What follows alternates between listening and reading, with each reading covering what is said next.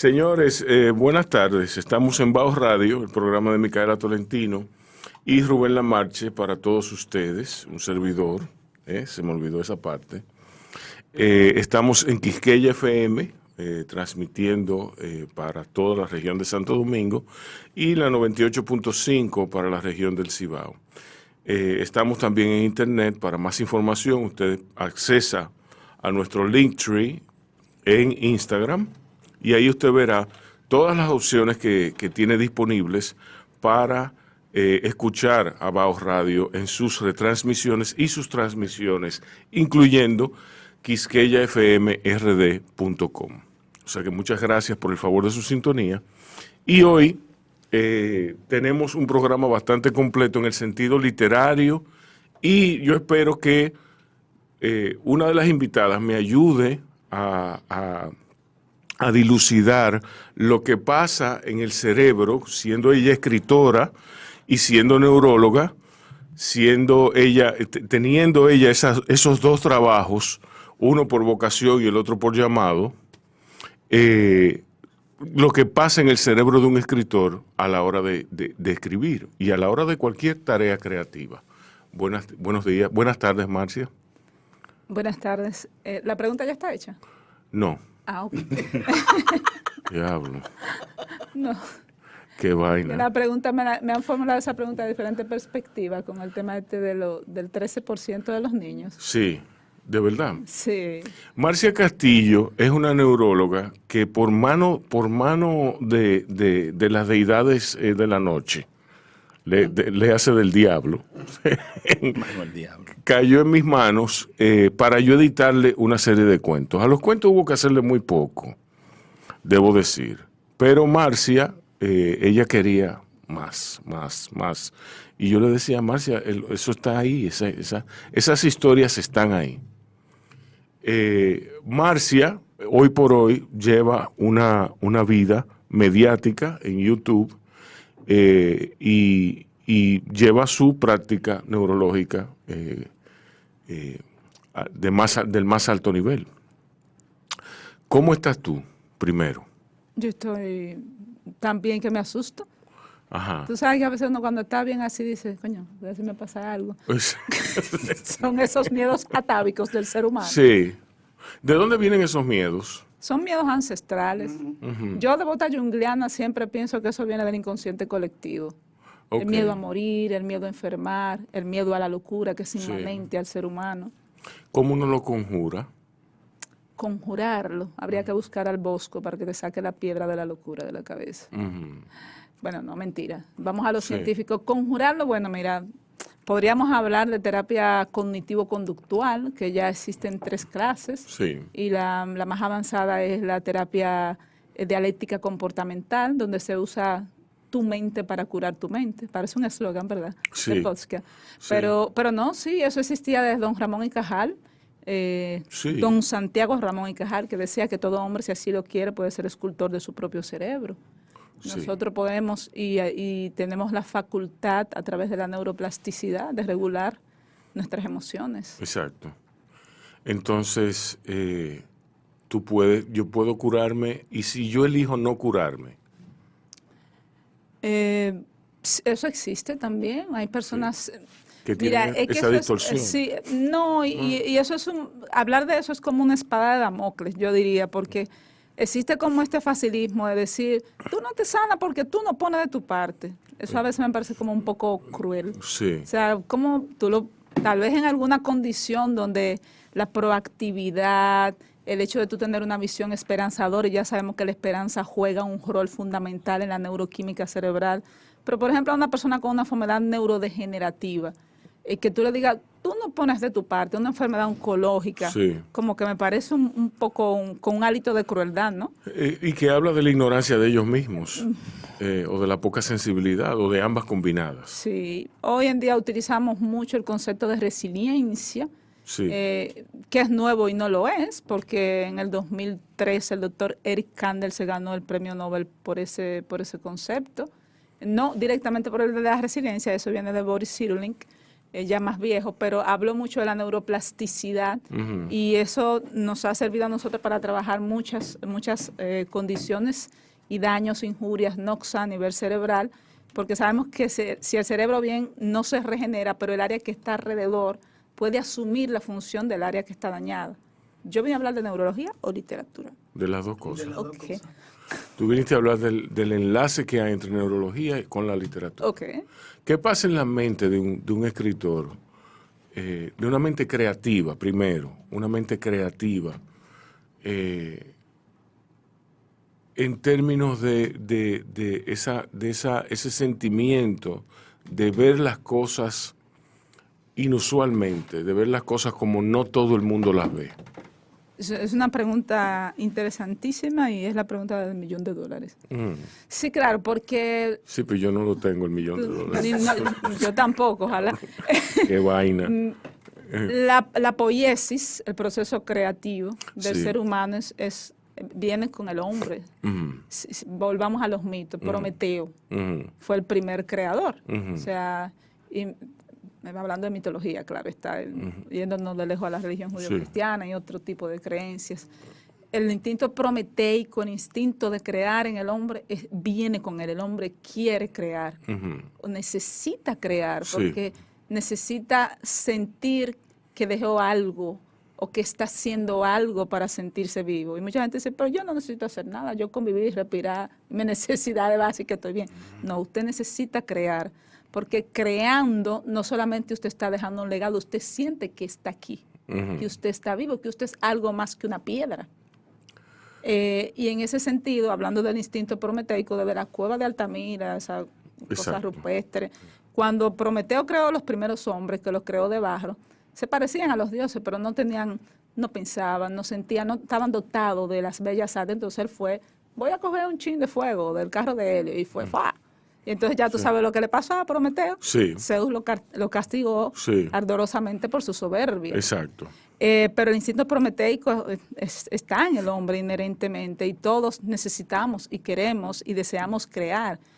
Que los poetas, los escritores, los escultores, cualquiera que se dedique, hasta los científicos, en cierta forma también están creando, los matemáticos. Todos ellos están creando. Y cuando crean, sea de una manera por comisión, o sea, porque se fajen a crear, hablemos del 99% de eso que es transpiración y el 1% que es inspiración. Sí. Y el 1% que es inspiración, hablamos del cerebro, de la red neuronal por defecto. ¿Y qué es eso, doctora? ¿Con qué se come eso? Durmiendo también estamos creando. ¿Sabías? Exacto. Sí. De hecho, yo no recuerdo ahora si fue Watson y Crick, tú sabes, del modelo del ADN. Sí.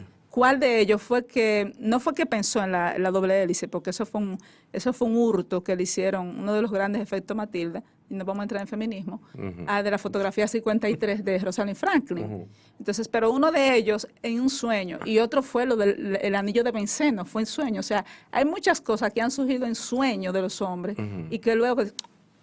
y hablábamos ahorita del asunto de las epifanías, cosas que porque la red neuronal por defecto entra y es más rica cuando dormimos. Tú dirías, entonces, una epifanía se asemeja a un sueño, tú dices. Una epifanía es un despertar, bueno, sería lo contrario, sería se asemeja un despertar. Es un despertar, pero... es un despertar como a la conciencia. Porque es el sentimiento exultante, entonces, porque tú has descubierto algo nuevo. Tú has descubierto, es el famoso eureka. Sí. Es el famoso eureka. Sí. Pero cuando las personas, yo hablaba de dormir para entrar al concepto de la red neuronal por defecto. Y se utilizan muchos mecanismos, meditación, se utiliza la contemplación, caminar. Por ejemplo, hay muchos científicos que cuando están bloqueados en sus productos salen a caminar. Nietzsche decía que todas sus grandes ideas le vinieron caminando. Y él era un hombre que daba unos paseos larguísimos todas las tardes y bueno, en esa práctica era donde venían, que después lo que él hacía era tomar notas. Y yo estoy convencido de que, a mí me dijo Guillermo Arriaga, una vez el guionista de 21 gramos, me dijo en un curso que en realidad uno está escribiendo todo el tiempo. Sí. Que lo que uno hace es tomar nota. Cuando tú vienes, por eso es que te da esa sensación de agotamiento, porque es un trabajo mental y cuando tú vas a la página, tú escribes 2 páginas y ya tú te sientes exhausto. ¿Entiendes? Entonces, eso repetido muchas veces, eso causa, entonces tú sales a caminar. Cuando tú te cansas de anotar cosas, tú sales a caminar. Y es en el ocio, en ese momento de ocio, en ese dolce far niente, en ese dulce hacer nada, donde viene la revelación. ¿Tú no estás de acuerdo? Totalmente. Okay. Y si lo llevamos al plano científico, o sea, tú lo estás hablando desde el punto de vista tal vez de la creación per se. Los mismos peripatéticos que hacían caminar por el patén, lo que hacían, de ahí viene la corriente peripatética, lo que hacían era que pensaban y caminaban y pensaban. Sí. Y así producían el conocimiento, la famosa mayéutica, parir el conocimiento caminando y luego, como tú dices, bien llevarlo a papel. Cuando ese cerebro está bloqueado, que salimos a caminar o a respirar o a oír música o qué sé yo, a dar un paseo, entra la red neuronal por defecto, que es esa que está dormida porque está demasiado saturada. Y entonces ahí te dice, no, es por aquí, canaliza, y entonces focaliza lo que vas a plasmar. Háblame de la meditación como un método del yoga, como un método de resetear el cerebro. Y alínealo con la inteligencia. Sí. ¿Cómo es eso? ¿Cómo meditar nos hace más inteligentes? Bueno, hoy en día todas esas prácticas que creíamos, la medicina eran New Age antes, ahora son mainstream. Exacto. Ellos, venimos, porque yo no sé si meterme o no meterme. Primero eran de cultos. Eso es. La diosa razón. Después Pero Age, eso gracias a Descartes. Descartes quiso hacer de la ciencia toda una serie de distritos. No podemos criticar a Descartes, ¿verdad? Pero quiso hacer de la ciencia todo muchos distrititos pequeños. Pero es un punto de partida. O sea, Freud no tuvo razón en todo, pero sentó las bases del. A ti no, claro. Sí, Jung no tuvo razón en todo, pero sentó una base importante. ¿Tú me entiendes? O sea que fue el gigante donde se pararon otros gigantes y así. Y los filósofos lo que hacen es pensar y reflexionar sobre otro filósofo al fin y al cabo, uno sobre otro. Ay. Bueno, sí. Fulano es estudioso de fulano. Sí. Fulano fue seguidor de fulano. Es de la corriente de fulano. Sí. En cuanto a esto, tienes toda la razón, realmente. Nosotros venimos de la medicina holística y el camino al cual vamos, ¿cuál es? A la medicina holística. En las enfermedades neurodegenerativas, meditación, yoga, tai chi, todas estas, no puedo decir ciencias no formales, porque tal vez estaría mal usar esa palabra. Son disciplinas. Ciencias ancestrales. Ajá. Ciencias ancestrales. Si tú vas a la India, eso tiene más años que la medicina misma. Y si nosotros mezclamos eso con resonancias magnéticas funcionales, exacto. O sea, si nosotros llevamos eso al plano científico, vemos cómo esos circuitos que tienen que ver, por ejemplo, con el hipocampo, con la amígdala, con las áreas que tienen que ver directamente con el cerebro emocional. Hablamos del cerebro emocional, ese segundo cerebro, hablando de la teoría del cerebro triuno de MacLeod. Vemos cómo ese cerebro cae como un espacio como de reposo. De reposo. Sí. Y si esa condición emocional está en reposo, pues podemos solidificar mejor la memoria. Porque una persona que está exaltada, está airada, está en un estado de severa iracundez, no piensa. ¿Por qué Will Smith fue? No sabemos realmente si fue planificado o si no fue planificado. Porque en ese momento él no estaba pensando con la corteza prefrontal. Lo que estaba primando en él eran esas emociones. O sea, emociones, no dirá emociones primitivas, pero no, para él, esa amígdala que es como un sensor que le dice a él, aquí hay humo, es un sensor de humo, exacto. Hay un peligro. Y el peligro puede ser un peligro real o no real. Porque lo que hace la amígdala es sensar lo que te dice, huye o confronta. Pero no es que eso haya evolucionado tanto como esto, como la corteza prefrontal. Para nosotros estamos defendiendo de un mamú. Exacto. No es un mamú, es un comediante más bajito que tú, menos agraciado físicamente que tú. Sí. Con una trompa que tú lo vas a tumbar. Pero para él, en su cerebro, en sus emociones. No, y más que él tuvo una mirada de Jada Pinkett. Ajá. ¿Entiendes? ¿Qué le dijo? No, porque Jada Pinkett, él se estaba riendo. Sí, él se estaba riendo. Él lo cogió a chiste. El chiste lo cogió a chiste Will Smith. Lo que pasa es que él miró a Jada y Yada le dijo, dale. ¿Es verdad que le dijo así? No, la mirada. Resuelve la situación. ¿Tú me entiendes? Entonces, es increíble que ahí es lo que yo digo, que Will Smith tiene muchísimo problema en su casa, que él debe ponerle atención a su casa. Y no darle una galleta. Y no anda dando galletas así. Pero bueno, esos son otros 500. Y si nos hace inteligentes, claro, nos hace inteligentes, porque ¿qué hace más inteligente a un hombre que poder dominar sus, bueno, inteligente en el sentido, pues sabes que hemos desconstruido la inteligencia y la hemos vuelto a construir. O sea, sí, una inteligencia emocional, que es lo que en realidad tú necesitas, controlar tus emociones. Los estoicos realmente, que es la filosofía que a mí me interesa. Yo soy epicúreo por naturaleza. Yo también. Yo soy un epicúreo que quiere ser estoico o que admira a los estoicos. Comamos y bebamos, que mañana moriremos. Exacto, entonces yo en la práctica la vivo el epicurianismo, pero estudio a los estoicos. Entonces me llama mucho la atención cuando ellos hablan de la inteligencia emocional y cómo tú controlas tus emociones. Y ya que pusimos... ellos dicen que la inquietud es una enfermedad, los estoicos dicen. Exacto. Que el inquieto está enfermo. Sí. Y es verdad. Quien les habla es Ray Andújar. Si no es Leonard Cohen. Sí.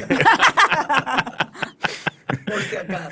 El reconocidísimo autor de Candela, de Los gestos inútiles y de una serie de libros que hay que leer. Ray Andújar es de esa gente que hay que leer junto con Rita Indiana, con, ¿tú me entiendes? Ese grupo selecto de autores a cuyo círculo yo no pertenezco. Sí. Bueno, no hay tal círculo en realidad. Sí, bueno, vamos a dejarlo ahí. Está bien. Ok, para seguir, vamos a seguir con... Está bien. Pero queda anotado, queda anotado que no hay tal círculo. ¿Qué tú me vas a decir? Una musiquita. Ah, bueno, nos vamos a una pausa. Ok, bueno, vámonos a una pausa y volvemos seguido con este círculo. Pero tú no dices que tú eres epicúreo. Sí, pero Sí, a veces todo este estudio del estoicismo, a uno se le, fíjate, leer, estudiarlo por tantos años, a uno se le quedan algunas cosas. Y yo firme ahí 2 copas de vino y ya, and that's it. 2 copas de vino, that's it. Sí. Me fumé un Marlboro Light que tenía como 10.000 años que no fumaba cigarrillo. Bueno. Pero digo, yo tengo que hacer algo aquí porque no me voy a poner... Me puse a echar un humito ahí. Por el bien del vicio. Exacto. Como dice un personaje mío por ahí, los pulmones necesitan ese calorcito. Exacto. Calorcito. Mira, Rey, ¿qué hay de nuevo? ¿Qué hay de nuevo en el plano de la literatura? ¿Para mí, la mía o en general? De la tuya. La mía. Tuya. ¿No? Tú tienes una novela. Sí, esa novela se llama El germen de lo fatal. Sí. Entonces, para mí es como un ciclo nuevo, porque yo tengo 3 libros de cuentos y 3 novelas, eso fue un ciclo. Yo no lo estaba escribiendo como un ciclo, tú terminas y te das cuenta, mira, eso fue como una parte. Sí. Entonces, como te explicaba ahorita, ya esto es más como ficción especulativa, lo que estoy haciendo ahora. Y me ha durado más Yo diría tiempo. que es más de ahí. Ha durado más tiempo. Sí. No me ha entrado la desesperación de tiene que publicar, tiene que salir, sino que me siento muy cómodo con el asunto de poder decir, mira, aunque el editor la quiera, yo con el final no me siento cómodo, yo voy a esperar. Sí. Y uso entonces los trucos. Es envidiable, sí. Es envidiable en ciertos mercados. Uso los trucos que me resultaron en las otras, por ejemplo, engavetar los textos a mí. Darle distancia, sí, me resulta bastante. Entonces yo releo, y lo que hago es que le doy distancia para que no me canse la relectura, o porque a veces tú relees muy rápido y ya los mismos errores tú te los aprendes, entonces le pasa por encima. Sí. Exacto. Entonces para mí es muy importante, yo lo estoy definiendo más como narrador, yo no sacrifico el ritmo por la anécdota o la historia. Sí. O sea, para mí el ritmo es muy importante. Y yo doy vuelta y vuelta para poder encontrar ese pequeño sarcasmo, esa pequeña ironía que caiga en tiempo. Sí. O sea, yo a veces le digo a los estudiantes que yo voy leyendo el texto mío y yo no leo, en realidad, yo lo que voy oyendo es un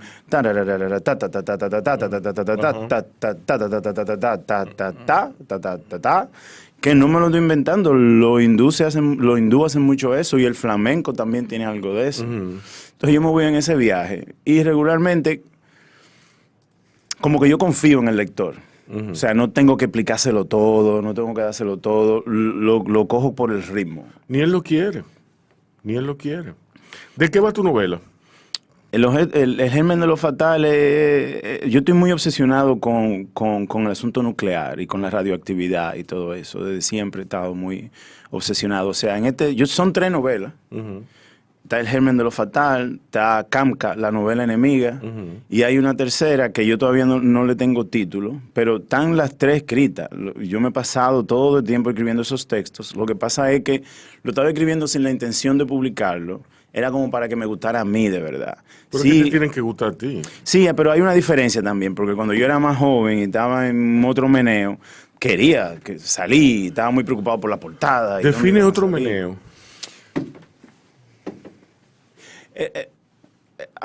A ver, era como una necesidad de estar afuera, como validar la escritura para estar en el medio, validar la escritura, como tengo que publicar el año que viene, esto tiene que salir muy estructurado. ¿Tú ves? No era, eso no necesariamente no es que malo, pero era una etapa, digamos, de mi trabajo. Ahora, con la película, con el documental de Fran Moya Pons, o sea, colaborar con otros artistas desde mi escritura y mi trabajo como productor y manager y gerente, me puso en otro lugar como con más tranquilidad. Entonces he hecho mucho eso. Me tranco, salgo a caminar, respiro mucho. Viví con mis 3 hijos, o sea, y tener por una situación específica que criarlo yo a los 3 chiquitos, o sea, también me hizo como mucha paciencia, o sea, tener mucha paciencia. Hubo un momento en que yo decía, ya, esta es la vida mía, como que se acabó la vaina de la escritura y los viajes y las cosas.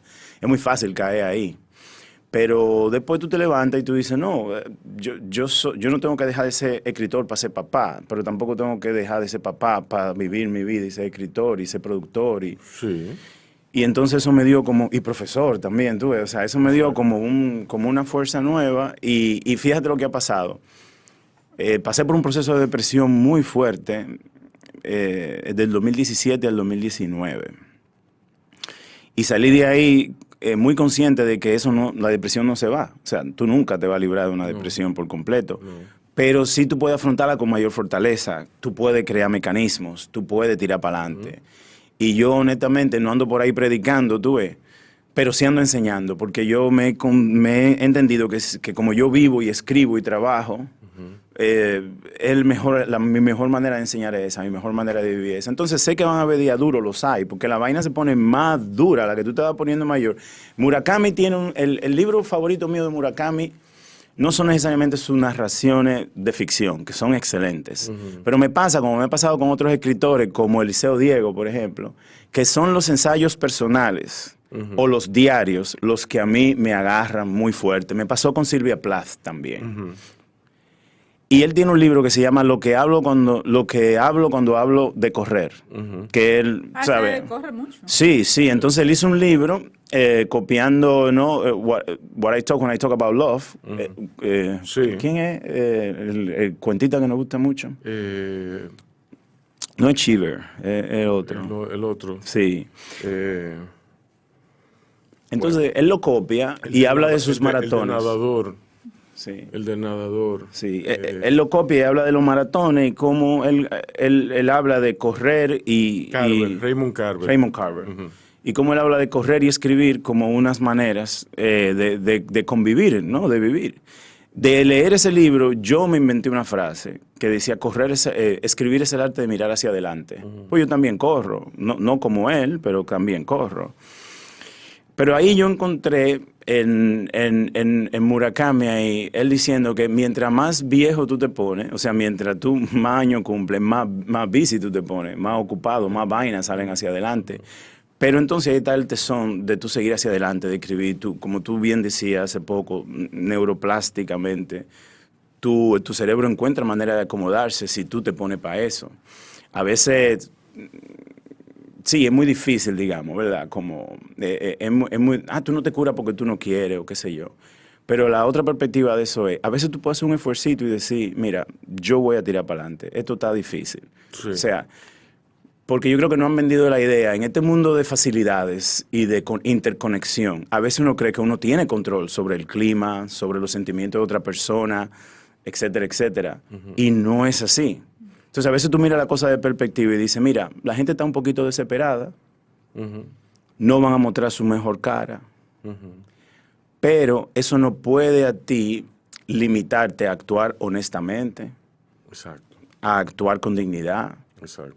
Y no, fíjate, no estamos hablando de platitudes here, no estamos hablando de sopa de pollo para el alma aquí, no estamos hablando No, cosas ver las cosas como prácticas, son, sí. práctica, exacto, la práctica y la teoría, ¿no? Pero mucha práctica. Entonces, la literatura mía está en eso ahora mismo, o sea, yo estoy en un buen lugar porque no tengo prisa. Ujú. Y yo creo que para un escritor eso es muy importante. A veces te toma tiempo aprender eso, a mí me ha tomado. O sea, a mí me ha tomado tiempo. Yo quise tener mucha suerte con los otros textos. Sí, ¿por Sí. qué? Porque yo tenía un deseo de publicar, yo tenía un deseo Pero de te salir. salió bien, te quedó bien. Yo no veo problema. No, en cierta cosa, exacto, y no hubo grandes cosas. Aprendí mucho, eso sí, y quizás lo Para puedo eso ver en sirve el retrospectiva. El pasado nada más solo sirve para enseñarnos y darnos el bagaje emocional y cognitivo para Sí. proyectarnos hacia el futuro. No sirve para más nada. Yo aprendí una cosa muy interesante en el proceso de la reimpresión, con eso del pasado. Ella tiene razón. Sí, viéndolo así. No hay un libro mío que esté reeditado que sea el mismo libro. O sea, yo aprovecho las reediciones Sí. para rehacer los libros. Sí, sí. Mucha gente dice, no le toque a eso, esa es mi obra de arte. No. De hecho, hay un libro famoso que prologa Gore Vidal, quien era amigo de Tennessee Williams, y él dice en el prólogo que Tennessee Williams, él dice, esta es la última edición que se hace de este cuento porque Tennessee Williams murió. En este libro, un libro larguísimo, una recopilación de todos sus cuentos, Tennessee Williams le ponía la mano constantemente a sus cuentos. Es decir, que si usted leyó, por ejemplo, algo sobre Tolstoy, algo de Tolstoy en una primera edición, es muy probable que usted lo encuentre sumamente diferente, con el final cambiado inclusive, hoy por hoy. Quiere decir esto que usted debería no leer las primeras ediciones y quedarse con la versión definitiva. No, usted coge la que más le guste.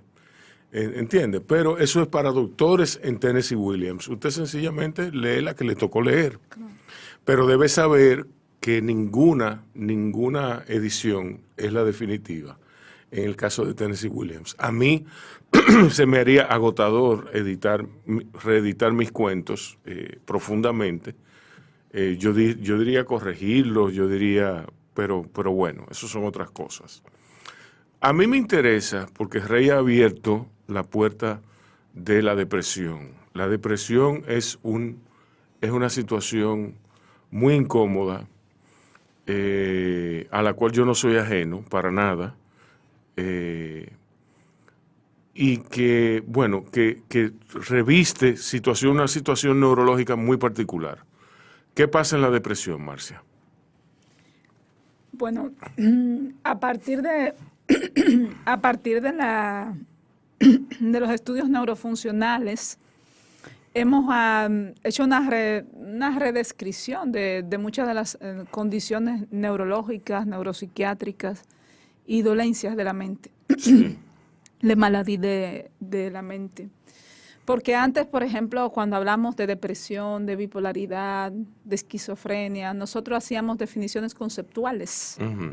Pero hoy hablamos de bioquímica cerebral, hoy hablamos de neurotransmisores, hoy hablamos de el hombre como ente biopsicosocial y espiritual. O sea, sí, claro, eso se ha qué bien. puesto. Sí. Claro, porque se ha visto que la espiritualidad, del tipo que sea, Ujú. inclusive se ha redefinido el concepto de fe, o sea, se ha puesto un nuevo término, Ujú. que es sistema de creencias. Ujú. Eso como para quitar el tema de cualquier tipo de religión, tu sistema de creencia, lo que tú creas. Ujú. Entonces, con esto de que el ser humano es un ente biopsicosocial, nosotros empezamos a hablar de la psiquiatría, y tú sabes que la psiquiatría pasó por momentos muy oscuros, Ujú. muy oscuros. Es la historia de la antipsiquiatría, donde se hacían procedimientos muy cruentos, a los pacientes se le ponía en coma insulínico, la famosa Lobotomía. la lobotomía con picahielo, Sí. que lo podemos ver en la película Nis muy bien. Los pacientes también se le inyectaban sustancias cáusticas, todavía estamos hablando hace 20 años, en las extremidades. Los choques eléctricos. Todavía se usan, Todo. eso tiene sus bemoles porque se usa todavía con resultados efectivos. Sí. Pero hemos pasado No, pero el choque eléctrico. tú no dices terapia Sí, de no, electroconvulsiva. sí, Ajá. sí. Y después la medicación, ¿verdad? Sí. Sí, a eso El voy. abuso. Entonces Exacto.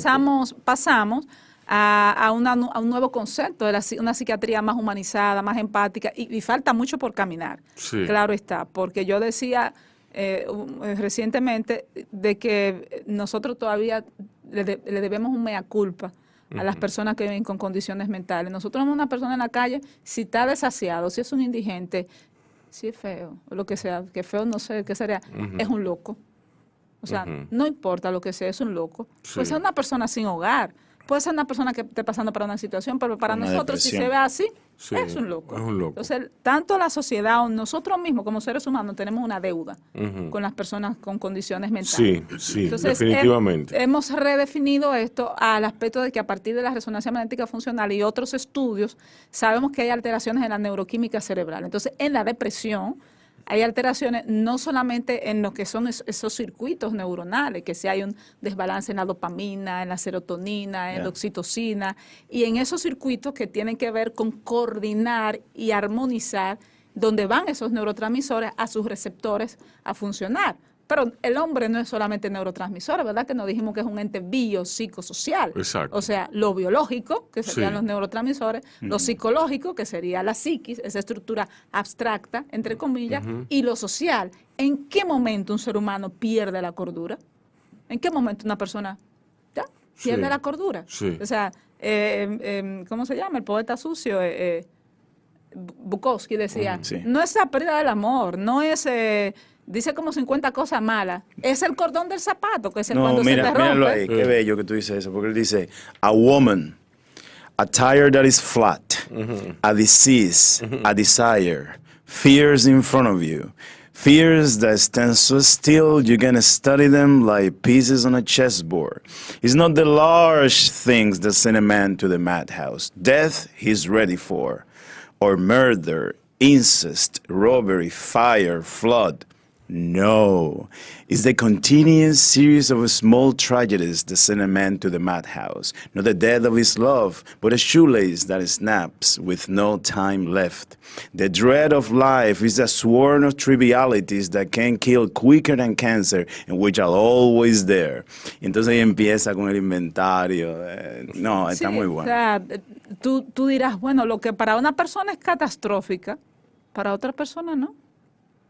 O sea, para una persona un duelo complicado, para otra persona no. Para una persona, por ejemplo, y por eso esa persona entró en una depresión. Sí, esa era su historia Hay vital. veces que es el gatillo Es el gatillo, El pero gatillo que es puede una- venir con una condición que viene de tipo que viene de antes. heredofamiliar. Por ejemplo, una persona me decía, yo decía bueno, que para la mujer que sufre de la enfermedad esta que le da en la cabeza, Demencia. no, Alzheimer. Alopecia. no, de alopecia. No, me fui lejos. Que una persona que sufre... Ahora nosotros alopecia, enfermedad en la cabeza, alopecia, porque Sí. tenemos que pensar que es eso. Sí, exacto. Sí, además eso no es tan común. Yo me que la encontré alo- fantástica con los moños. que la alopecia no es cáncer, no es tan grave como un cáncer. Y me dijo una persona, más respeto porque yo conocí una señora con alopecia que se suicidó. Yo le iba a decir a ella que la alopecia fue lo que desató ese comportamiento, esa decisión, pero que no fue la alopecia la razón. Que investigue más a fondo. ¿Tú me entiendes? O sea, Son gatillos, pero Sí. también recordemos el concepto de que hay depresiones exógenas y depresiones endógenas. O sea, es Exacto. endógena, Ujú. que es por una alteración neuroquímica de los neurotransmisores, que ya decía Galeno en su teoría del humor, estamos hablando de Sí, hace cuánto. los humores. El primero que habló de eso fue Hipócrates, y antes de Hipócrates, Demócrito. O sea, la teoría de los humores hablaba básicamente de eso, de las personalidades y la predisposición hacia ciertas patologías. Que si lo colérico, que si lo sanguíneo, que si lo flemático, dependiendo del tipo Sí. de humor, y los relacionaba con ciertos elementos y ciertos tipos de comportamientos. Son proclives a tal enfermedad, tal enfermedad, tal enfermedad, dependiendo del humor, y se practicaban sangrías, que hoy por hoy se practican otras sangrías, porque cuando tú le pones un estabilizador del ánimo, le estás haciendo una sangría, lo único que no es una sangría de Exacto. drenaje, o sea, Sí. es una sangría porque tú estás estabilizando humores. Y de hecho, la neuropsiquiatría, en cierta forma, cuando trata condiciones de depresión, bipolaridad, lo que está haciendo es estabilizando neuroquímica cerebral. Y tú cuando escribes tu ficción, o sea, como doctora, sí, como científica, ¿tú sales para salir de tu personaje científico? ¿O cómo es esa transición? O sea, porque digamos, yo soy filósofo de profesión, pero, o sea, quizás eso no está tan divorciado en un sentido de la narración, la creación de ficciones y todo eso. Pero tú trabajas o sea, tú trabajas con la teoría y la práctica de la medicina. Entonces después tú te vas a crear ficciones, ¿no? ¿Cómo se da eso para ti? Si hay una transición, si no hay, ¿cómo tú manejas eso? Me ha tocado, o sea, me ha tocado siempre, yo escucho mucho, porque como personal de salud nos toca mucho escuchar, y escucho siempre la historia detrás de la historia, y ahí también viene un poco la parte de la imaginación. Esto no es nuevo, o sea, por ejemplo, Anton Chekhov, si tú me corregirás que eres profesor, es el padre el padre de la cuentística moderna. Era médico y era escritor. Pudiéramos citar muchísimas personas que han maridado. Pero ¿a ti siempre te ha gustado escribir, por ejemplo? Sí. A mí Honoré siempre me de, gustaba Honoré de escribir. Balzac era un empresario de día. Entonces él tenía que oír a la gente hablando mucho. Y él decía que él iba en la mañana a hacer el trabajo feo y en la noche hacía el trabajo bello. Chekhov decía también, él decía Sí. que la medicina era su esposa y la escritura era su amante. Sí, exacto. Y que él tenía pavor a perder ese empleo, porque con eso era que le daba la manutención a su hija y se compraba su bebida. Siempre. Excelente. Y con esa nota nos vamos a una pausa. Que nos estamos- Marcia, dándole continuidad, estoy con la doctora Marcia Castillo y con Rey Andújar, el autor dominicano, la doctora y autora Marcia Castillo. Marcia, siguiendo el tono de la pregunta que te hice hace un rato sobre la depresión, tú te deprimes. ¿Cómo tú bregas con eso, conociendo profundamente lo que está sucediendo? Eso no impide que no te dé la tristeza, que no te ataque. ¿Tú me entiendes? O sea, como autora me refiero. Qué bueno que haces la diferencia, porque Ajá. no es lo mismo entristecerse que deprimirse. Yo iba por ahí también. Sí. Sí, o sea, la tristeza, para hacer una diferencia entre emociones y sentimientos, la emoción es lo físico, Sí, o sea, es lo que sentimos físicamente. sí, Por ejemplo, rabia, angustia, ira, es esa sensación vegetativa, taquicardia, palpitación, una sensación en el estómago, cólico, esas son las emociones. Ya cuando le damos una parte cognitiva, o sea, una parte de razonamiento cognoscitivo, es un sentimiento. Entonces, por ejemplo, la tristeza, la alegría, que ya tiene una parte cognoscitiva, es un sentimiento. ok. La alegría es un sentimiento. Yo me siento alegre, aunque la emoción venga acompañada del sentimiento, casi siempre o siempre. Sí. Primero viene la emoción y luego viene el sentimiento. Exacto. Entonces, todos estamos en ese proceso de que si somos seres humanos y vemos una situación cruda que nos evoca tristeza, pues es normal que tengamos tristeza ante esa situación. Y sería anormal si no fuera así. O sea, si tú lloras, yo me puedo entristecer, no necesariamente llorar, o veo una situación catastrófica en el mundo, una situación triste, un accidente, una persona anciana o una persona con discapacidad que necesita algo, es normal que genere en mí algo, algún tipo de sentimiento o emoción. Ahora, ya la depresión, como decíamos, es un concepto médico, es una entidad clínica que necesita ser establecida por criterios. Es una condición. Nosotros No. así, por el tema de quitar un poco los estigmas, los tabúes, hemos Cambiar. no es que hemos cambiado, porque eso nos hace como volver al pensamiento como de los ofendiditos, o sea, de que la gente ahora se ofende por todo. Pero decimos mejor que una persona vive o con tal condición que decirle es, porque cuando decimos estamos diciendo que esa persona es y esa persona no es. Exacto. O sea, en un momento puede salir o puede sanarse o no sé, cuando decimos esta persona es epiléptico, para hablar del campo de la neurología. Esa persona no es epiléptica, esa persona vive con epilepsia. Y es por eso como que hemos cambiado un poco el discurso. Sí. Es como para, además de quitarle el peso, porque es una etiqueta. O sea, fíjate Sí. con esas enfermedades crónicas, qué etiqueta tan fuerte cuando tú se la pones en la mujer. Cuando una persona es epiléptica, me estoy saliendo un poco del telón de fondo, pero lo primero es que cuando se casan y no se lo dicen, el esposo va y te dice, yo no sabía que ella era epiléptica, doctora. O sea, se sienten timados. O los estigmas de que una epiléptica no puede salir embarazada, que no puede alcanzar ciertos laudos, de que tiene retraso. Entonces, por eso preferimos usar de manera tal vez empática una persona que vive con epilepsia, una persona que vive con depresión, aunque tenga esa condición de salud. Es un poco como para desmontar esa carga de la etiqueta, demitificar, quitar tabúes, que la gente hable de eso, que no tenga miedo. Sí, porque la gente dice, sufre de hipertensión. Muy pocas veces van a decir, es hipertenso. ¿Entiendes? Exacto. Exacto. Pero cuando es con la mente... Y mira que esas no son enfermedades que tienen tanto estigma, pero también la tienen. Exacto. Exacto. Dice Marcia, en vasija rota, clávame, eres espina en mi costado, sal, tierra seca, futuro que me niega su rostro. Aquí y ahora eres un fuego blanco que se bebe la noche, el silencio intangible, la marca inalterable del árbol ya cortado, un cruel juego de niños. Espina en mi costado eres, no me dejes dormir, hasta que estalle el alma, clávame. Muy bien. Muy bien. Leonard Cohen leyendo Sí. mis poemas. El espíritu de Leonard Así Cohen. así es, Se apoderó de él. para que tú veas.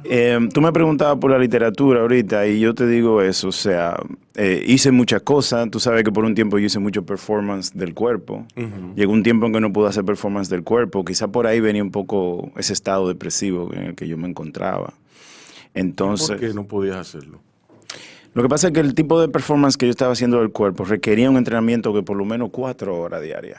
O sea, Wow. sí, corporalmente, porque era entrar Muy a un fuerte. estado del que nosotros le llamamos la dilatación de los sentidos, los nervios, los músculos. Entonces era un trabajo de que no tenía el texto, digamos, sino que el texto era el cuerpo. Entonces si yo hacía Exacto. así, tú tenías que ver todo esos músculos, todo, que cuando yo moviese una parte de mi cuerpo, que los otros músculos contaran la historia. Exacto. Era casi un trabajo que yo tenía que hacer semidesnudo o desnudo. Y era uno performance muy limitado, con un aforo muy limitado, para con esa Sí, misma... sí, yo con esa- entiendo. era como el buto japonés, que se hace en espacios muy íntimos o se hace en público. Pero no tiene un horario, no hay ticket, no hay posters de ese show. Y por un tiempo yo hice eso. Tuve que parar por razones personales, profesionales, familiares. Y en esa transición yo lo que hice fue sacar... Yo cuando escribo la narrativa, en mi narrativa mis personajes son artistas. Muchos de ellos escriben poesía, muchos de ellos leen poesía de ellos mismos entre los personajes. Entonces hay uno que se llama Lubrini, que sí ha atravesado ya muchos textos y que publica mucho. Pero cuando yo hablo de un verso de Lubrini, yo escribo por fuera el poema entero. Aunque en la novela o en el cuento nada más referencia un verso. Correcto. Y yo tenía cuadernos y cuadernos de eso. Entonces se me ocurrió, cuando ya estaba saliendo de ese estado, creativamente se me ocurrió, mira, yo nunca he publicado poesía, siempre he publicado, quizá Lubrini puede sacar un libro de poesía. Sí. Entonces empecé a trabajar con ese alter ego y a publicar, a hacer ejercicios, Heterónimo. performances, literario y publiqué uno en Argentina, uno en Uruguay, otro en Brasil, con pequeñas editoriales o editorial cartonera y tal. Y eso ya me ayudó un poco creativamente a salir de eso, a verlo con otra perspectiva. Entonces, quizá el ejercicio literario en el que yo estoy ahora mismo es ese, o sea, estoy co-creando con mucha gente, estoy soltando también un poco responsabilidades, o sea, y trabajar en producción ahora me ha ayudado mucho a eso también, a necesariamente confiar en otros talentos y proponer ideas para que el talento de otra persona no conforme el trabajo, es un poco dejar esa cosa de la autoría. Y quizás en ese sentido, yo te pregunto, Marcia, que si tú crees que esa situación en la que estamos ahora, de ese I, de ese gran yo encima de nosotros, ¿tú crees que eso también le suma a esta alteración de los sentidos, a esta falta de control de emociones? Porque ese yo tan grande es una responsabilidad muy grande, a veces que nosotros sobrepensamos o we overthink things, tú dices. Sí, definitivamente. O sea, tú como filósofo, y ahora que está tan accesible en los medios, Byung-Chul Han, toda su obra nos da de cara con esto. Y antes de eso, Zygmunt Bauman con la cultura líquida. O sea, esta necesidad como de la hiperproducción, todo para allá, todo de inmediato, pero también todo para allá y todo de inmediato tiene un costo y un gasto que no es solamente físico, también es mental, es emocional. Y a medida que nosotros estamos como esclavos de esta hiperproducción que creemos que nos hace libre porque monetariamente somos más rentables, nos hace escalar en el posicionamiento social o económico, pero ¿a costa de qué? ¿Cuánta vida, cuánta emoción nos está costando este sueldo que nosotros nos ganamos? Y de alguna forma, yo creo que nosotros estamos pagando una cuota mental, no por la pandemia, porque la pandemia también ha sido un efecto ex machine encima de todo ese cortisol que nosotros, que nosotros fuimos receptores durante el confinamiento, y entramos, ya salimos, el miedo, la angustia, el cortisol no solamente altera todo lo que el eje hipotálamo, hipófisis adrenal, todas esas estructuras, sino también nos enferma físicamente, el cardiovascular, metabólico, a nivel de la memoria. O sea, la amígdala está en una membrana que recibe el cortisol de manera directa, y eso nos afecta a la memoria a corto plazo y las emociones, pero también el hecho de estar constantemente como en una carrera, o sea, ¿hacia dónde estamos corriendo? O sea, la carrera es hacia dónde, o sea, ¿qué es lo que estamos buscando? Y en esa carrera nos torpedeamos unos a otros, olvidándonos de ese pensamiento del ser, o sea, del ser.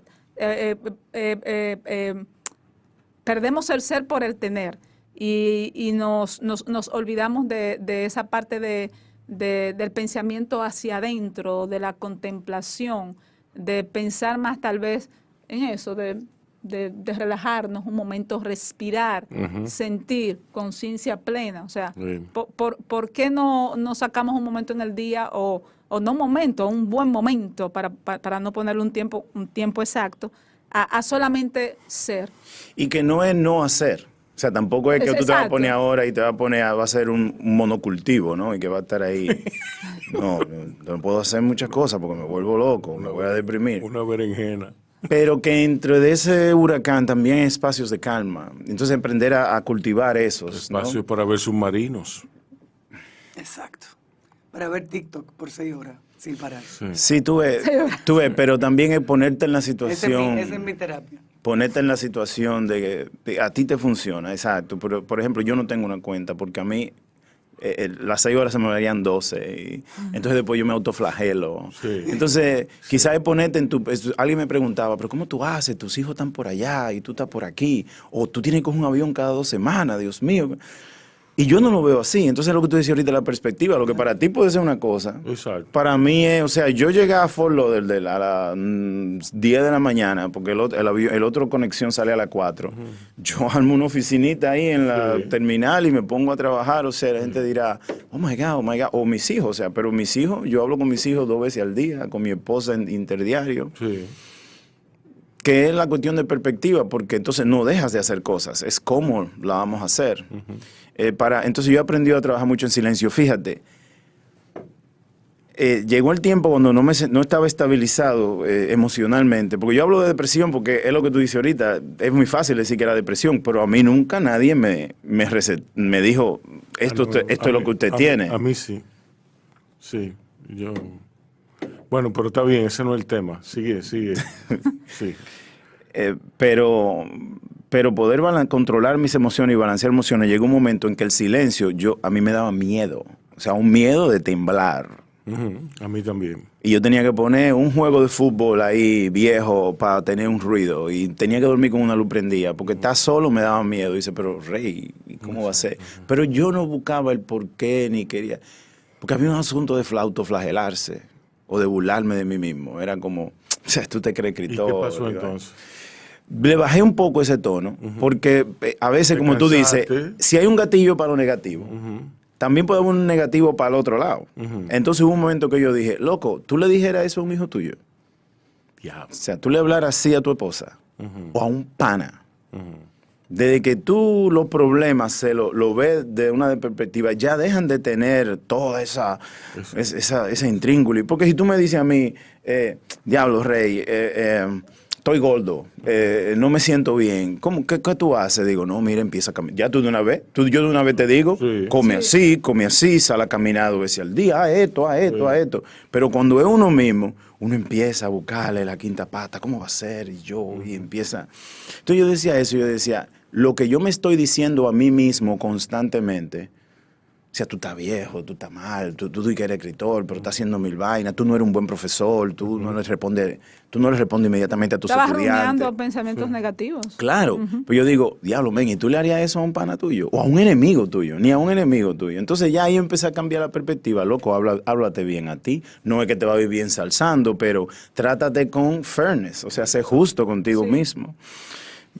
Sí, pero esa visión compasiva que tú tuviste a ti mismo tiene un sustrato de 2 cosas, de tu personalidad, y gran parte de lo que es esa mochila de las emociones y de nuestra crianza.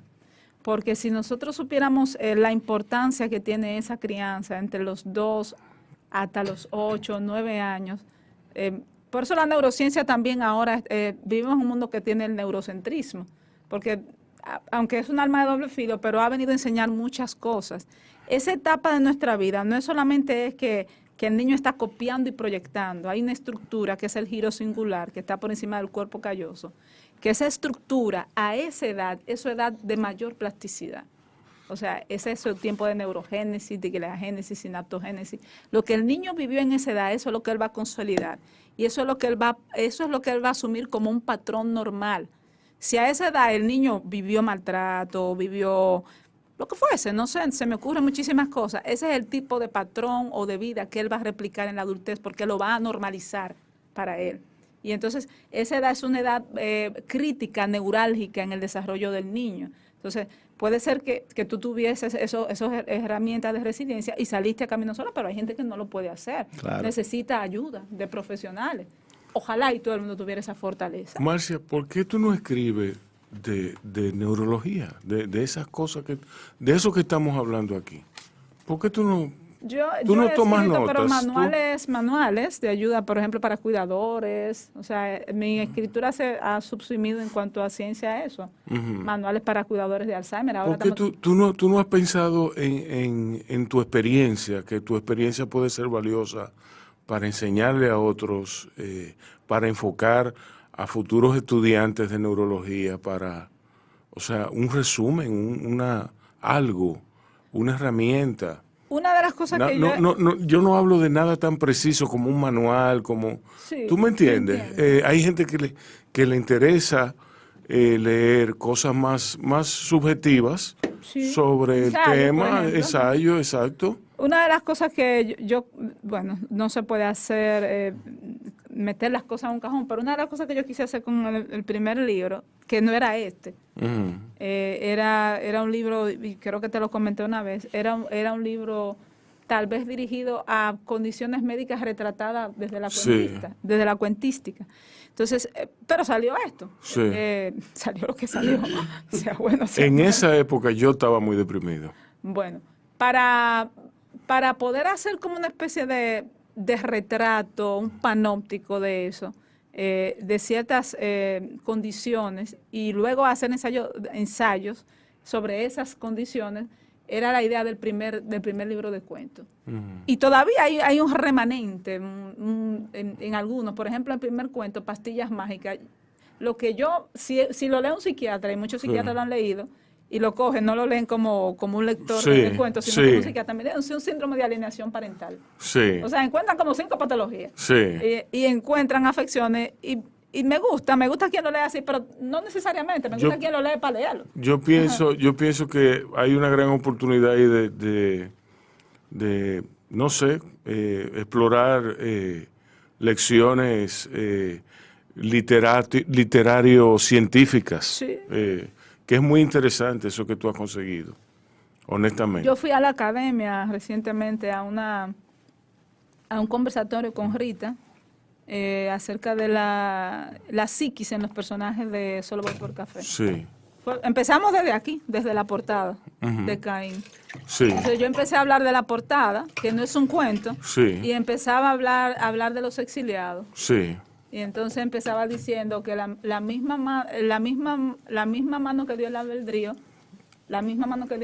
fue la misma mano que puso la quijada en la mano de Caín. sí. Entonces Bello eso, sí. empezaba diciendo que todos somos exiliados, todos somos expatriados de alguna forma.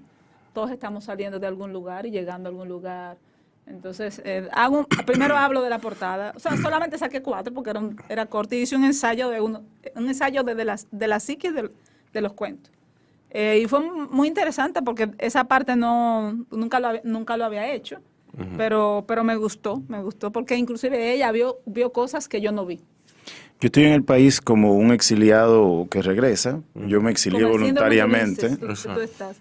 Estoy aquí como un exiliado que regresa y durante esos primeros meses, estoy aquí desde noviembre, yendo y viniendo, y esos primeros meses yo he estado yendo mucho al Parque Iberoamericano a entrenar.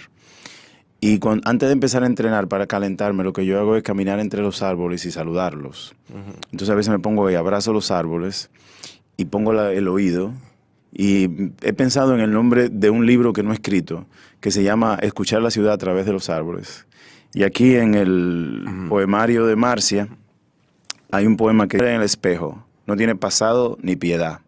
Ella podría ser yo si yo no fuera otra.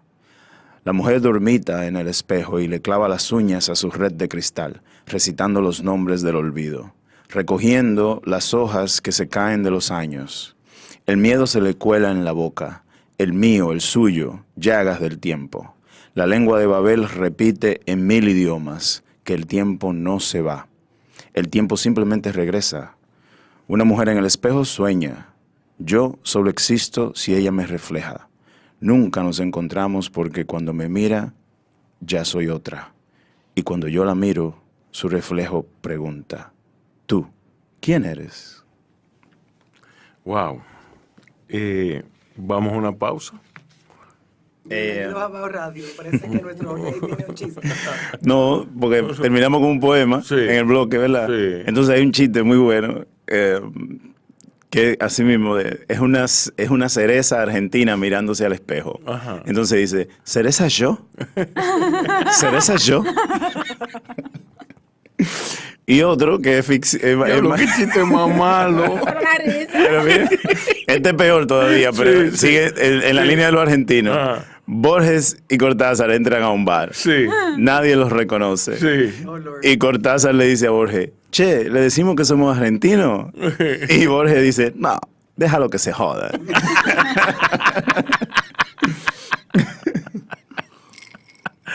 Ay, Dios. Rey. Marcia, ¿tus libros van a estar en la Feria del Libro? Pues yo espero que sí. Vamos a hablar. Ya que Rey está aquí, ¿no? Porque dice ella que ni sabe si se iba a celebrar la feria del libro. Rey, esta ha sido catalogada como el éxito cultural mayor que se ha visto en los últimos años. Y Tú dices, de la ha gestión. y que no ha sucedido todavía. Sí, porque no se, pero se puede joder todavía. Yo creo que no va a ser perfecta. Es una feria del libro un poco accidentada, como yo le digo a la gente. Para mí que va a ser una feria del libro que Superior a que las va a otras. revestir una gratísima experiencia. La tuvimos que armar rapidísimo, pero no nos hemos enfocado en los escritores vedettes, digamos. No estamos buscando, que venga un Nobel. Si viene un Nobel, cuadramos. Sí. No, estamos enfocando en la experiencia del usuario Exacto. alrededor del libro. Hemos escuchado a los libreros, a muchos escritores, nosotros mismos, nuestras experiencias de qué recordamos cuando hablamos de una feria del libro. La gente habla 50-50. Te dicen, no, yo me iba con una gorrita de incógnito, iba stand por stand, buscando experiencias de otras ferias del libro, etcétera. Y la queja es, wow, pero cuánta comida. Óyeme, pero tener un stand aquí y un stand de pulseritas acá y un stand de matatiempo aquí, o sea, o la construcción de grandes stands que tapaban a los libreros de libros usados. Entonces lo que hicimos fue identificar las cosas que no estaban funcionando.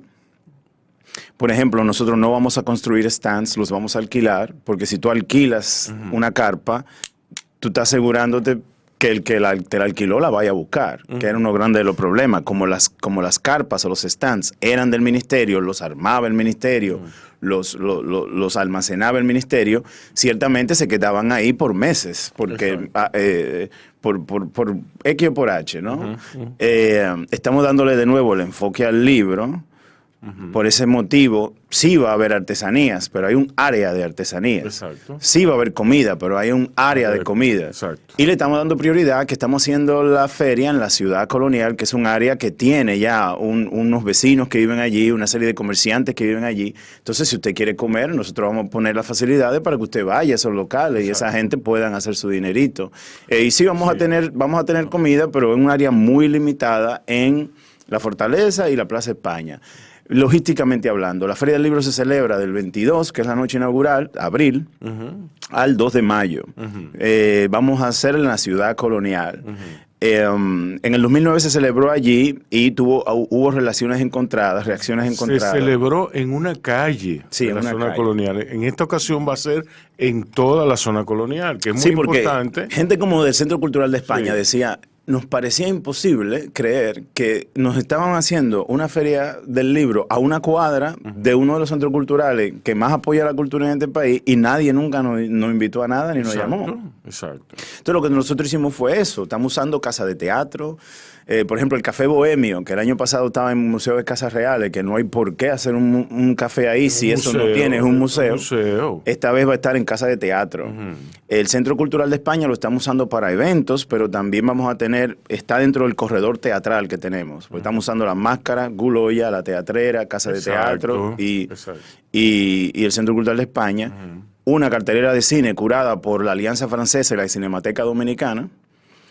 Y 4 tarimas para eventos. Una, en orden de importancia te la digo, la que va a estar en Fortaleza, la segunda va a estar en la Plaza España, la tercera en el Parque Duarte y una última en la Casa de la Música que la estamos reinaugurando o poniéndola a funcionar en esta Feria del Libro ahora, ¿no?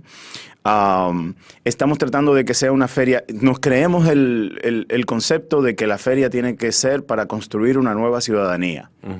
La herramienta es la feria, el libro es el instrumento y la lectura el eje donde se articula todo. Nos estamos creyendo eso, el equipo se cree eso. O sea, no estamos montando un evento magno, estamos haciendo algo que puede perdurar en el tiempo y tener un impacto real en el área en que estamos trabajando. Yo te explicaba temprano que nos hemos concentrado también en el usuario.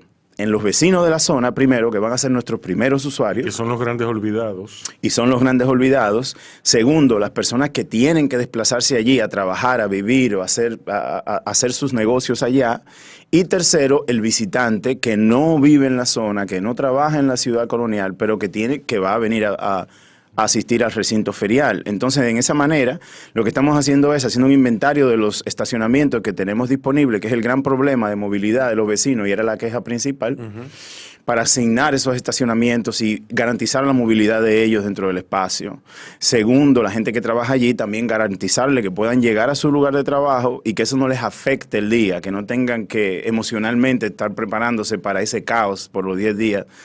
Y por último, los visitantes, que lo que estamos haciendo es creando un sistema logístico de estacionamientos fuera de la ciudad, en donde usted consigue, se registra para obtener su entrada a la feria, pero ahí nosotros le vamos a asignar, si usted tiene vehículo, dónde debe estacionarse. Entonces yo te llevo a la feria. Tú no tienes vehículo, tú vienes en metro, pues párate en tal estación que yo de ahí te traigo a la zona colonial. Entonces estamos trabajando. Ciertamente tengo que decirte que cuando vamos a los sitios a presentar nuestra propuesta, todo el mundo nos ha abierto la puerta, el Intran nos ha prestado su mejor gente, la presidencia también, el Departamento de Comunicaciones y Logística de la presidencia nos ha ayudado bastante. Todos los cuerpos militares también nos han ayudado con este asunto de la logística. Ya esta mañana la alcaldía nos garantizó un personal para recoger la basura y supervisar. Y estamos usando también las juntas de vecinos y las asociaciones de comerciantes de la misma comunidad. O sea, estamos dándole empleo a gente que son de la comunidad como veedores de la seguridad y del ornato.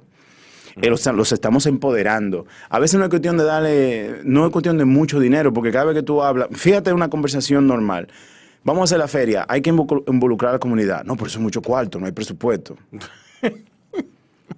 Dice, bueno, nosotros lo que estamos haciendo ahora, estamos empleando a un grupo de gente y le estamos dando un incentivo, y a los voluntarios se les está garantizando su almuerzo, su cena, se le está dando un t-shirt de la feria, se le está dando un gafete. O sea, yo te estoy ya oficializando. Un par de libros también. Sí, no, claro, pero te estoy oficializando también. Y a la gente cuando tú le hablas, ellos entienden. Entonces, por ahí es que va la cosa. Eso mismo de la creación de la nueva ciudadanía. Estamos ahora al nivel de que la feria está armada, el programa va a cerrar pronto, para yo tener oportunidad de meter quizás algunas cosas por ahí. Entonces yo me voy a dedicar ahora a esa logística del usuario, ¿no? Unos datos muy puntuales. La feria se le dedica a la Unión Europea, o sea, la entidad invitada. Ellos nos han apoyado desde el principio y están trayendo escritores, nos están dando apoyo logístico, se han encargado de cosas, como te dije, de esa cartelera de cine. Eso te iba a preguntar, que quiénes son los invitados internacionales. Los principales, tenemos más de 90 invitados internacionales. Wow. Y los principales, te puedo decir que viene Manuel Vilas de España, Mempo Giardinelli de Argentina, viene Ian Manouk de Francia, que es el escritor de novela negra número 1 ahora mismo, ¿no? Por allá. Miki Otero de Barcelona, que es un gran escritor de la ciudad, ¿no? Un gran narrador de la ciudad. Nosotros estamos trayendo escritores de más de 20 países, estamos ofreciendo más de 100 talleres. Estamos también impactando la zona. Por ejemplo, estamos usando la Sociedad Dominicana de Bibliófilos, y cuando hicimos ese levantamiento identificamos que ellos necesitan que le pinten un techo, que le arreglen 2 baños. Entonces lo que estamos tratando es, la feria como personaje tiene la mala fama de que por donde pasa no crece la hierba y nadie la quiere en su entorno porque destruye, porque hay ladrones, porque hay parqueo, porque los parqueos no existen. Todo ese problema. Estamos tratando de cambiarle la imagen a ese personaje de la feria, que por donde nosotros pasemos dejemos una huella de sostenibilidad y perdurabilidad. Entonces, por ejemplo, en el Museo Trampolín vamos a poner un columpio para niños discapacitados que se va a quedar ahí. Estamos creando en el Museo de la Policía, que está allí en la ciudad también, cerca de Sabina Bar, un túnel sensorial para videntes, para que ellos puedan experimentar lo que experimentan los no videntes, ¿no? Los ciegos. Vamos a tener edecanes ciegos también, que van a pasear a gente que ve. Wow, qué chulo. La feria está dedicada a Carmen Natalia y Pedro Peix, 2 rebeldes con causa, y escogimos esos 2 personajes porque las causas filosóficas, artísticas o sociales que los movían están presentes hoy día. Carmen Natalia como feminista, como resistente al régimen, exiliada, que escribe tiene un rango muy amplio porque escribe de poesía infantil hasta teatro. Y después tú tienes a Pedro Peix, personaje icónico de la zona colonial, que supo muy bien moverse entre las relaciones públicas, el Estado, la escritura totalmente irreverente, y la moda. Y la ley y la moda. La ley y la moda, exacto. Sí. No se puede dejar de mencionar. Sí. Y entonces, en ese sentido, pues nosotros ya un último punto ahí muy puntual, estamos eliminando todo uso de bolsas plásticas en la feria. O sea, tú puedes decir que tú vas a hacer un evento de sostenibilidad. No, y las botellas de plástico van a estar aquí, y esto va a estar acá, y vamos a hacer esto. Nosotros decidimos que como un evento tan magno, nos íbamos a enfocar en una cosa en específico. Si yo me hago cargo de que no haya bolsas plásticas allí, y te transmito ese mensaje claro, tú como usuario no vas a botar una botella plástica. Eso ya es tu responsabilidad. Ahora, yo me enfoco en eso y hago una cosa bien, que es lo que estamos tratando de transmitir, ¿no? Exacto. Y empoderar a la gente también, porque la Feria del Libro o un evento magno así no se hace solo. Tú tomas, por ejemplo, Coldplay, que se presentó recién, o quizá Aventura, ¿no? Sí. Pues la gente no se queja, la gente se parquea, no se parquea en el centro, tiene que caminar hasta allá. Sí. Y hace eso una experiencia. Y no tira botella. Y no tira botella. Sí. Pero si tú vas al Centro Olímpico a caminar por la mañana, tú te das cuenta de que ahí hay unos centros de reciclaje que tú dices, wow, eso lo pusieron para un concierto y se quedó ya como parte del entorno. O sea que yo puedo ir a un sitio, hacer mi actividad y tener un impacto real y positivo en el sitio. O sea, no tiene que ser negativo. Y en eso es que Rey Andújar está ahora. Yo estoy colaborando con el ministerio como asesor. Trabajé en el carnaval, usé el carnaval como un pequeño ensayo de lo que yo quería hacer en la Feria del Libro. Un éxito también. Muchas cosas funcionaron, o sea, sí, se puede funcionar. Pero tú tienes que volver en 15 días para volver a hablar de todo esto. Sí. Pero claro, para que yo pueda traer, quiero volver, porque así ya vengo a hablar de una cosa más específica. Exacto. Claro. Porque lo que quiero venirte a decir es, si tú vienes de tal sitio, tú te puedes parar en tal No, sitio. tú vas bien y Exacto. hablar del mapa. Exacto. De la logística. Exacto, el mapa de la logística. Bueno, hemos llegado al final de este bellísimo Marcia. programa. Marcia, tus redes sociales. Tus redes sociales, ¿dónde están tus libros? Todo eso.